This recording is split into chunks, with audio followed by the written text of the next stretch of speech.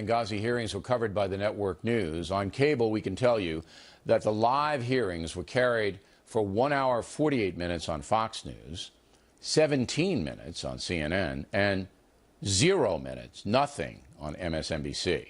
One footnote, I'm not surprised by MSNBC.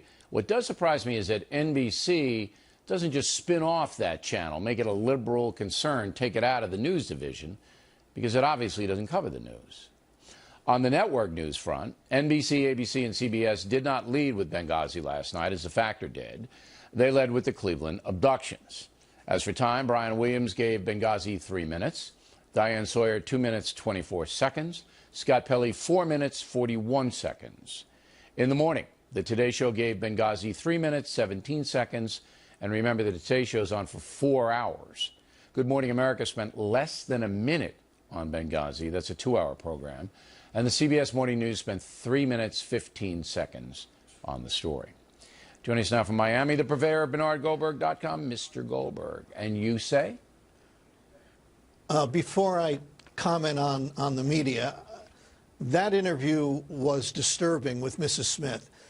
If President Obama, Hillary Clinton, and Susan Rice didn't indeed tell her face-to-face that it was all about the video, that is beyond outrageous. It's one thing to lie to the press and the American people in general, but to tell a story like that was obviously not true, and by that point they had to know it wasn't true. That is deeply troubling. Okay, I just needed to get that out, Bill. On the media, I'd like to make 3 points. First, MSNBC, which ran 0 seconds or minutes or anything of live coverage of the hearings. MSNBC is not a liberal news organization or a left-wing news organization. It is not a news organization of any kind. It's a public relations firm. And some of its clients don't want this story to go anywhere. Barack Obama doesn't, Hillary Clinton doesn't, and congressional Democrats don't want it to go anywhere. And MSNBC, along with other news organizations, they oblige. And that's shameful.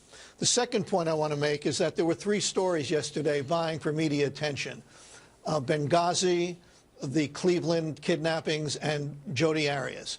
Now, I understand the people on this network care about Benghazi, but by and large, Benghazi comes in third, because there are millions and millions and millions of Americans who are like babies who like to follow shiny objects. These people don't care about Benghazi. They know more about Jodi Arias than they do about Benghazi, and that's how they like it. And that's also troubling. By the way, I wrote what I think is an important piece on this subject on my website, BernardGoldberg.com. I hope people will go to read it. The third and final point that I'd like to make is about Mike Huckabee. On his radio show recently, he said that Barack Obama would not survive Benghazi, that he wouldn't be able to serve out his second term because of Benghazi. This is wishful thinking masquerading as political analysis. Barack Obama is going nowhere because, by and large, the American people don't care about Benghazi. It's not interesting. It's not sexy. Doesn't involve a woman who committed murder. Doesn't involve any of the things that millions of Americans care about. I'm totally depressed over this whole thing. We're going to have Governor Huckabee, I believe, tomorrow on The Factor, so we'll play him your clip and then he'll react to that. As far as the network news is concerned, it looks like CBS did its job. I mean, almost 5 minutes on the Pelley broadcast. That's a big chunk of time. They got about a 22-minute hole, so he did his job. Right. The morning shows absolutely could have done more, all of them. But I think you're right. I think there's no drive by the folks, although 5 million people watched The Factor last night.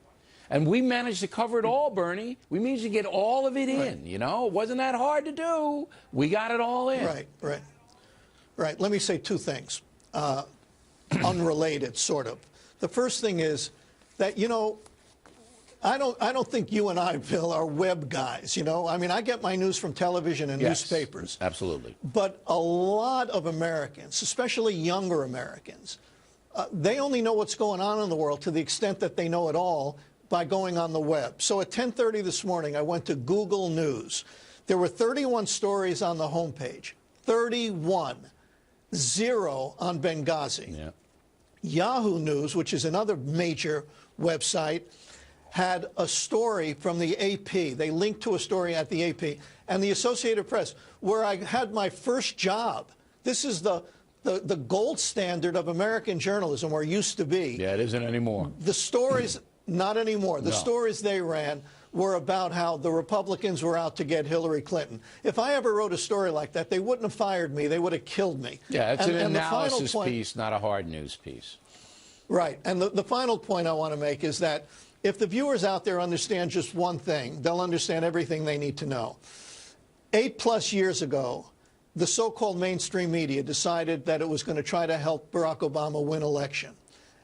Just substitute Barack Obama's name for Hillary Clinton's name. If you understand that, you understand everything you need to know. Right. It was 4+ years ago, not 8, because that would have been no. 4 plus. I'm sorry. All right, you're Bernie. right. Look, you got a lot in tonight. You can't be. I got it, and we appreciate you coming on the program. Directly ahead, convicted killer Jodi Arias says she'd rather die sooner than later. Megyn Kelly has some thoughts on that, and then Charles Krauthammer has some thoughts on the Benghazi story. He's warming up in the bullpen. Those reports after these messages.